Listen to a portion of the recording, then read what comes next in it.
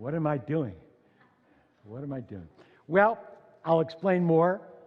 On this Jewish holiday of Sukkot, where it fits in a minute.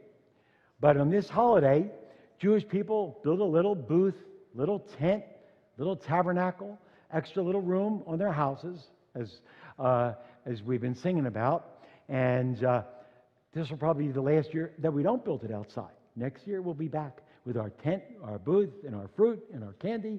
But until then, Jewish families on this holiday, which begins Monday night, they take the citrus and they take these branches.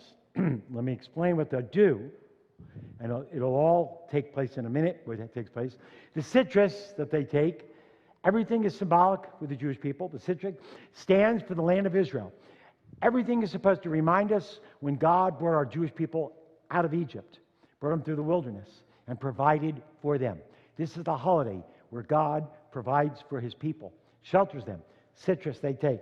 Then they take these branches from trees. There's 3 different types. There's the palm branches, which is supposed to be symbolic of the plains in Israel, that God was bringing the Jewish people into the plains of Israel. Then there is the myrtle. That's supposed to remind the Jewish people of the mountains, that God was going to bring our Jewish people to the mountains and the plains. And then there's the willow, and that's supposed to remind us of the water that God brought from the rock for the Jewish people in the wilderness. And the rabbis will do this every night for the holiday. They will shake these things. And it's sort of a wave offering of thanks to God. And they shake it 3 times in many different directions. They start on the right side, then they go behind them, and there's a reason. Then they go to the left side, good. Then they go above them, then they go below them. They say it, and they do it 3 times in each direction. And afterwards you can come up and see. This is a nice little container for the citrus that they put it in. And the rabbis, what they'll do is they say a blessing. There's always a blessing. And the first blessing they will say each morning in the sukkah, the little booth that they have, that they build there for 7 days. Every day at home or in the synagogue, they shake the palm branches, the willows, and the myrtles, taken up in the right hand, and they say the blessing, traditional blessing.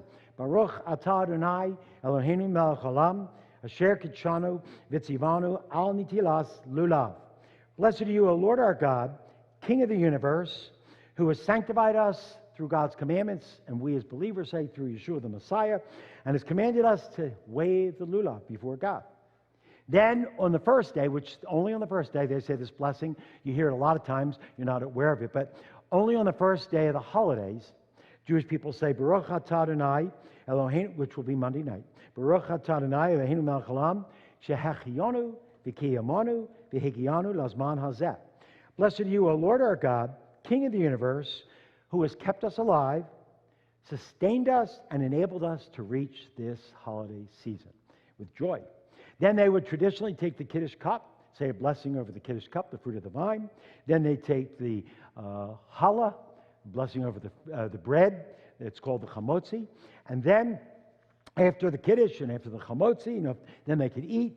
Then they say the traditional blessing, Baruch atah Adonai Eloheinu melech haolam, asher kitshanu b'mitzvah v'tzivanu al sheba Sukkot.